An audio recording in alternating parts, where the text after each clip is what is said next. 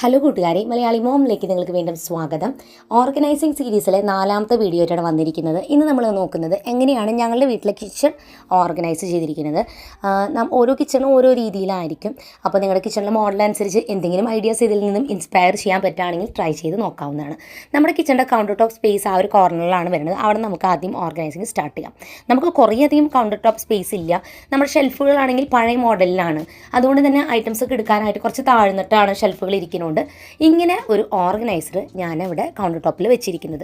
ഇത് നമുക്ക് അത്യാവശ്യം വേണ്ട എല്ലാ മസാലപ്പൊടികൾ ഐറ്റംസൊക്കെ നമുക്ക് ഓർഗനൈസ് ചെയ്യാൻ വേണ്ടിയിട്ടാണ് വെച്ചിരിക്കുന്നത്. പ്ലാസ്റ്റിക്കിൻ്റെ ഒരു വൈറ്റ് കളറിലുള്ള ഒരു ഓർഗനൈസറാണത്. 4 തട്ടിൻ്റെയും 3 തട്ടിൻ്റെ അതുപോലെ 2 തട്ടിൻ്റെയൊക്കെ ഇത് വരുന്നുണ്ട്. നമുക്ക് എത്രയാണ് ആവശ്യം അത് നമുക്ക് വേണമെങ്കിൽ വാങ്ങാം. പിന്നെ ഇത് എത്രത്തോളം ഉറപ്പുണ്ടെന്ന് ചോദിച്ചാൽ ഷെൽഫ് കമ്പാരേറ്റീവിൽ ഉറപ്പൊക്കെ ഉണ്ട്, നന്നായി ലാസ്റ്റ് ചെയ്യും. പക്ഷേ ഇതിങ്ങനെ ഹൈറ്റ് കൂടിയൊരു മോഡലായതുകൊണ്ട് തന്നെ നമ്മൾ ഗ്ലാസ് ബോട്ടിൽസ് ആണ് ഇത് വെച്ചിരിക്കുന്നത്. അതുകൊണ്ട് തന്നെ ഇത് നമ്മൾ ഓരോ ഐറ്റംസ് എടുക്കുമ്പോൾ ചെറുതായിട്ട് ഇങ്ങനെ അനങ്ങും. നമ്മൾ ചിലപ്പോൾ മുൻപോട്ട് വീഴാൻ സാധ്യതയുണ്ട്. അതാണിത് എനിക്ക് തോന്നിയൊരു ഫോൾട്ട്.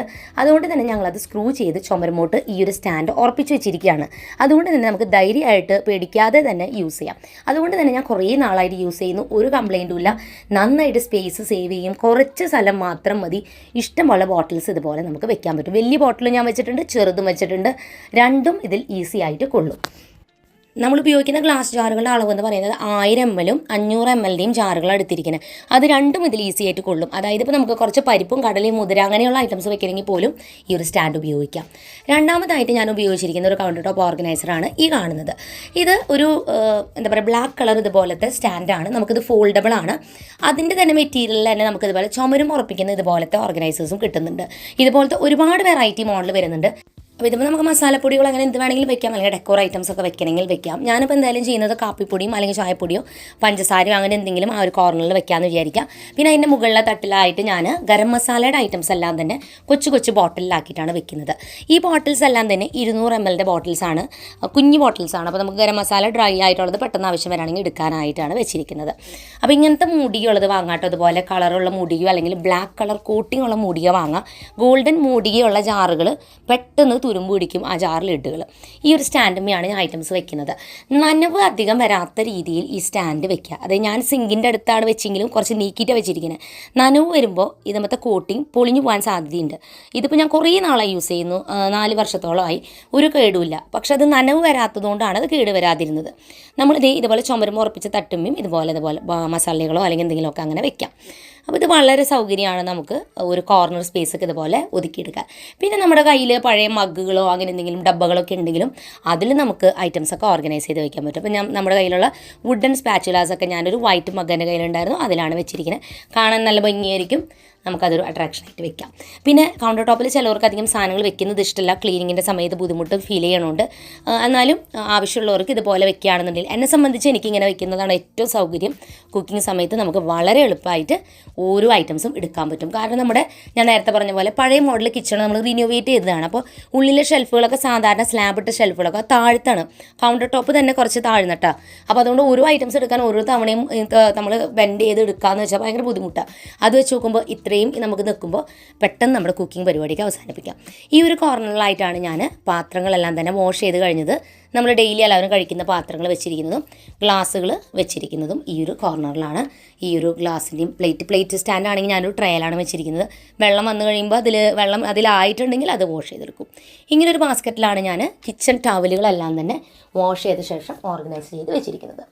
നേരത്തെ കാണിച്ച വൈറ്റ് സ്റ്റാൻഡിൻ്റെ സെയിം തന്നെ ഞാൻ ഇതുപോലെ 3 തട്ടിൻ്റെ താഴ്ഭാഗത്ത് ഇതുപോലെ നമ്മുടെ കട്ട്ലറി ഐറ്റംസൊക്കെ സ്പൂണും അതുപോലെ എല്ലാ ഐറ്റംസും ഓർഗനൈസ് ചെയ്ത് വെച്ചിരിക്കുന്നത്. അപ്പോൾ ഇത് ചുമരിനോട് ചേർന്നിട്ട് കാണാൻ പറ്റാത്ത രീതിയിലാണ് ഇത് ഇരിക്കുന്നത്. അതുകൊണ്ട് തന്നെ ഇത് ഐറ്റംസ് വെച്ചാൽ തന്നെ അത്ര അപാകത ഫീൽ ചെയ്യില്ല. വളരെ കുറച്ച് സ്പേസ് എടുക്കുന്നുള്ളൂ. പെട്ടെന്ന് അടുക്കളയിലേക്ക് കയറുമ്പോൾ കാണാത്ത രീതിയിൽ അത് ഇരിക്കുന്നതും. അതുകൊണ്ട് തന്നെ അതെനിക്ക് നല്ല സൗകര്യമായി, പെട്ടെന്ന് എല്ലാം എടുക്കാനും പറ്റും. പിന്നെ ഞാനവിടെ ഒരു ഹുക്ക് മോഡൽ ചുമരുമ്മ ഒട്ടിച്ച് വെക്കുന്ന മോഡലൊരു സ്പൂൺ ഹോൾഡറും കൂടി തൂക്കിയിട്ടുണ്ട്. അപ്പോൾ അതുകൂടി ഉണ്ടാകുമ്പോൾ നമുക്ക് എല്ലാവിധ ഐറ്റംസും നല്ല രീതിക്ക് ഈ ഒരു സ്റ്റാൻഡുമ്പോൾ സ്റ്റോർ ചെയ്യാം. അടുത്തതായിട്ട് നമ്മുടെ കൗണ്ടർ ടോപ്പ് സ്പേസ് കഴിഞ്ഞാൽ പാൻട്രി എങ്ങനെയാണ് നമ്മൾ ഒതുക്കിയിരിക്കുന്നത് നോക്കാം. നേരത്തെ കുറേ ഷെൽഫുകൾ കാണിച്ചില്ലേ, അതിലെങ്ങനെ ഒതുക്കിയിരിക്കുന്നതെന്ന്. ഈ കാണുന്ന രീതിയിലാണ് നമ്മൾ പാൻട്രി ഒതുക്കിയിരിക്കുന്നത്. ഗ്ലാസ് ബോട്ടിൽസും പ്ലാസ്റ്റിക് ബോട്ടിൽസും ഞാൻ ഉപയോഗിച്ചിട്ടുണ്ട്. ഇതിൻ്റെ ബാക്കിലേക്ക് ഈ ഷെൽഫ് ഇങ്ങനെ കുറേ നീളത്തിലാണ്. അതുകൊണ്ട് തന്നെ ഞാൻ തട്ട് പോലെ ആക്കിയിട്ടാണ് ഐറ്റംസ് വെച്ചിരിക്കുന്നത്. സ്നാക്സും അതുപോലെ തന്നെ പയറുവർഗ്ഗങ്ങൾ, പൊടികൾ എന്നിങ്ങനെയുള്ളതാണ് ഞാൻ ഇങ്ങനത്തെ ഷെൽഫിൽ വെച്ചിരിക്കുന്നത്. ഇത് പ്ലാസ്റ്റിക് ബോട്ടിൽസാണ്, സ്ക്വയർ ഷേപ്പാണ്, കാണാൻ നല്ല ഭംഗിയൊക്കെ ഉണ്ട്. പക്ഷേ അത്രയ്ക്ക് അങ്ങോട്ട് എയർ ടൈറ്റ് അല്ല. ഈ ഗ്ലാസ് ബോട്ടിൽസാണ് എനിക്ക് വാങ്ങിയതിൽ ഏറ്റവും ഇഷ്ടപ്പെട്ടത്. നല്ല ക്വാളിറ്റി ഉണ്ട്, കുറേ നാളായി ഞാൻ ഉപയോഗിക്കുന്നു. ഗ്ലാസ് ബോട്ടിലിനെ കുറിച്ച് പറയുകയാണെന്നുണ്ടെങ്കിൽ 1000 ml ഗ്ലാസ് ബോട്ടിൽസാണിത്. അതോടൊപ്പം തന്നെ ഇതിൽ 1 കിലോ ഫുള്ളായിട്ട് അങ്ങോട്ട് കൊള്ളുമെന്ന് പറയാൻ പറ്റില്ല, ചിലപ്പോൾ ഇത്തിരി കൂടുതൽ ബാക്കി വരാറുണ്ട്. ഇത് പ്ലാസ്റ്റിക് ബോട്ടിൽസാണ്. ഇതിൽ അത്യാവശ്യം 1 കിലോ ഐറ്റമൊക്കെ കൊള്ളും. പക്ഷെ ഒരു പ്രോബ്ലം എന്താണെന്ന് വെച്ചാൽ ഇത് അത്ര എയർ ടൈറ്റ് അല്ല. അതുകൊണ്ട് തന്നെ ഞാനിപ്പോൾ എന്താ ചെയ്യുന്നത് വെച്ചാൽ ഒരു പ്ലാസ്റ്റിക് കവർ കട്ട് ചെയ്തിട്ട് ഈ മൂടി അടച്ച് വെക്കുന്നത്. കാരണം എയർ ടൈറ്റ് അല്ലാത്തതുകൊണ്ട്. ഞാൻ പ്ലാസ്റ്റിക് ബോട്ടിൽ വാങ്ങിയതിൻ്റെ ഒരു കാര്യം, ചില സ്നാക്സ് ഐറ്റംസൊക്കെ ഞാൻ ഇതിൽ വെക്കുന്നത് മക്കളോ എടുക്കുമ്പോൾ അത് പൊട്ടി പോകാൻ സാധ്യതയുണ്ട്, ഗ്ലാസ് ബോട്ടിൽസ്. അതുകൊണ്ടാണ് ഞാൻ പ്ലാസ്റ്റിക് ബോട്ടിൽ വാങ്ങി ഇത് വെച്ചത്. പക്ഷേ എയർ ടൈറ്റ് അല്ലാത്തതുകൊണ്ട് എനിക്കിത് അത്രയും അങ്ങോട്ട് താല്പര്യമായില്ല. ഭംഗിയുണ്ട്, പക്ഷേ എയർ ടൈറ്റ് അല്ല.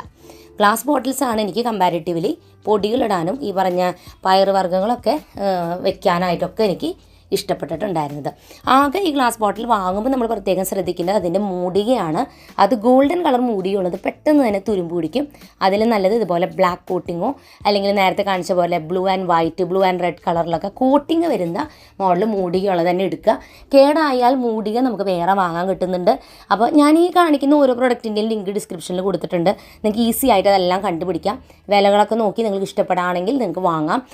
ഈ ജാറുകൾ വാങ്ങുമ്പോൾ അളവുകൾ നോക്കിയിട്ട് മൂടിക വാങ്ങാം, അല്ലെങ്കിൽ പണി കിട്ടും. കുഞ്ഞു മൂടികയുണ്ട്, വലിയ മൂടികയുണ്ട്. ഇനി ഞാനിങ്ങനെ കുറച്ച് ഇഷ്ടികയുടെ പീസസ് വെച്ചിട്ടാണ് ഹൈറ്റ് കൂട്ടിയിരിക്കുന്നത്. ഇങ്ങനൊരു വാൾപേപ്പർ വെച്ചിട്ട് അല്ലെങ്കിൽ എന്തെങ്കിലും കളർ പേപ്പർ വെച്ച് കവർ ചെയ്തിട്ട് ബോട്ടിൽസൊക്കെ ഇങ്ങനെ വെച്ചിരിക്കുക. കാരണം നമുക്ക് വേറെ സ്പെഷ്യൽ തട്ടോ കാര്യങ്ങളോ ഇല്ല. ബാക്കിലോട്ട് കുറേ ഇങ്ങനെ നീളത്തിലായതുകൊണ്ട് തന്നെ ഐറ്റംസ് എന്താ ബാക്കിലിരിക്കുന്നത് കാണുമില്ല. അതിൻ്റെ പേരിലാണ് ഞാൻ ലേബിൾസും എഴുതിയൊക്കെ വെച്ചിരിക്കുന്നത്.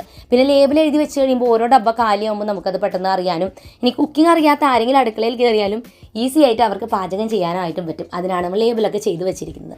അപ്പം ഇനി ഞാൻ നമ്മുടെ ഫില്ല് ചെയ്ത ഓരോ ബോട്ടിൽസും ഈ കാണുന്ന രീതിയിൽ ഷെൽഫിൽ ഒതുക്കിയിരിക്കുകയാണ്. കാര്യം നമുക്ക് കുറേ ഷെൽഫ് കാണുമ്പോൾ ഉണ്ടെങ്കിലും ഏറ്റവും മുകളിലെ തട്ടിൽ ഏറ്റവും താഴത്ത് നമ്മളൊന്നും തന്നെ സ്ഥിരം ഉപയോഗിക്കുന്ന സാധനങ്ങളല്ല വെച്ചിരിക്കുന്നത്. നമ്മൾ വല്ലപ്പോഴും ഒക്കെ എടുക്കുന്ന കുറേ ഐറ്റംസൊക്കെ ഇരിക്കുന്നത്. നമ്മൾ 2 തട്ടുകളിൽ മാത്രമാണ് ഇതുപോലെ ഡെയിലി യൂസ് ഐറ്റംസൊക്കെ വെച്ചിരിക്കുന്നത്. അപ്പോൾ നമ്മുടെ പാൻട്രി സെക്ഷനെല്ലാം നമ്മൾ ഒതുക്കി കഴിഞ്ഞു.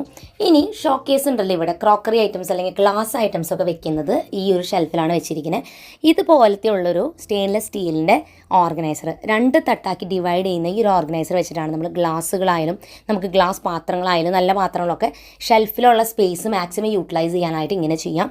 ഇതെനിക്ക് വളരെ ഉപകാരപ്രദമായിട്ടുള്ള ഓർഗനൈസർ. കാരണം നമ്മുടെ ഷെൽഫിന് ഇതിന് നല്ല ഹൈറ്റ് ഉണ്ട്. അപ്പോൾ ഗ്ലാസ്സുകൾ ഉണ്ടെങ്കിൽ തന്നെ അത് പ്രോപ്പറായിട്ട് വെക്കാനായിട്ട് പറ്റിയിരുന്നില്ല. പക്ഷേ ഇത് വാങ്ങി പിന്നെ ഒരു കേടുമില്ല, നല്ല സൗകര്യമാണ്, നമുക്ക് എടുക്കാനും വെക്കാനൊക്കെ നല്ല എളുപ്പമായി. അപ്പോൾ അതുകൊണ്ട് തന്നെ ഈ ഒരു ഓർഗനൈസർ ഒരു 2 എണ്ണം വാങ്ങി വെച്ചപ്പോൾ തന്നെ നല്ല രീതിക്ക് സ്പേസ് ഡബിൾ ആവുകയും ചെയ്തു. അതുപോലെ തന്നെ നമുക്ക് എടുക്കാനും വെക്കാനൊക്കെ നല്ല ഈസി. വാഷ് ചെയ്തെല്ലാം ഉണങ്ങി കഴിഞ്ഞിട്ട് വെക്കുക. അത് ഏത് സ്റ്റാൻഡമി ആയാലും. കാരണം സംഭവം സ്റ്റെയിൻലെസ് സ്റ്റീൽ എന്നൊക്കെ പറയുന്നുണ്ടെങ്കിൽ നമുക്കൊന്നും പറയാൻ പറ്റില്ല. അപ്പോൾ അതുകൊണ്ടാണ് പറഞ്ഞത് വാഷ് ചെയ്ത് ഡ്രൈ ചെയ്തൊക്കെ വെക്കുക. നമ്മുടെ ഷെൽഫിൽ മാക്സിമം സ്പേസ് നല്ല രീതിക്ക് ഉപയോഗിക്കാൻ പറ്റും. കിച്ചൺ ടവലുകൾ നമുക്ക് വാഷ് ചെയ്ത ശേഷം നമുക്ക് ഒന്ന് ഉണങ്ങാനായിട്ടുണ്ടെന്നുണ്ടെങ്കിൽ ഇതുപോലെയുള്ള ടവൽ ഹോൾഡർ നമുക്ക് യൂസ് ചെയ്യാം. ഈ ടവൽ ഹോൾഡർ നമുക്ക് ഒട്ടിച്ച് വെക്കാൻ പറ്റുന്ന മോഡലാണ്. അപ്പോൾ നല്ലതായിട്ട് ഗ്ലൂ ഉണ്ട്, നന്നായിട്ട് ഒട്ടിപ്പിടിക്കും. സ്ക്രൂ ചെയ്ത് പിടിപ്പിക്കുകയും അങ്ങനെ ചെയ്യാം. ഇതുപോലെ നമുക്ക് ടവലുകൾ അതുമേ 4 ടവലുകൾ ഒരു ടൈമിൽ ഇടാൻ പറ്റും. അത്യാവശ്യം വെയിറ്റ് അത് കുറച്ച് നനവുണ്ടെങ്കിൽ തന്നെ വെയിറ്റിൽ നമുക്കത് ഇടാനായിട്ട് പറ്റും.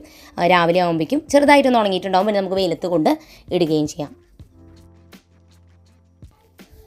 ഈ നമ്മുടെ വീട്ടിലുള്ള നല്ല പാത്രങ്ങളൊക്കെ ഉണ്ടെങ്കിൽ നല്ല ക്രോക്കറി ഐറ്റംസ്, ബൗളുകൾ, ഗ്ലാസ് ബൗളുകൾ, അതൊക്കെ ഞാൻ ഈ ഒരു ഷെൽഫിലാണ് ഒതുക്കി വെച്ചിട്ടുള്ളത്. ഈ കാണുന്ന രീതിയിലാണ് ഞാൻ ഓർഗനൈസ് ചെയ്തിരിക്കുന്നത്. ഓരോ പാത്രത്തിൻ്റെ ഉള്ളിൽ ഓരോന്ന് വെക്കുന്ന രീതിയിൽ. അത് ഓരോ പാത്രത്തിൻ്റെ ഇടയിൽ നമുക്ക് പേപ്പർ, ന്യൂസ് പേപ്പർ വെച്ച് കൊടുക്കാം. ഇല്ലെങ്കിൽ ഫോമിൻ്റെ ചെറിയ ഷീറ്റ്, കനം കുറഞ്ഞ ഷീറ്റുകൾ നമ്മൾ എന്തെങ്കിലുമൊക്കെ വാങ്ങുമ്പോൾ നമുക്ക് കിട്ടുമല്ലോ, അത് പാക്കിങ്ങിൻ്റെ അത് എന്തെങ്കിലും കാണെങ്കിൽ അത് വെക്കും. ഇല്ലെങ്കിൽ ന്യൂസ് പേപ്പർ വെക്കും.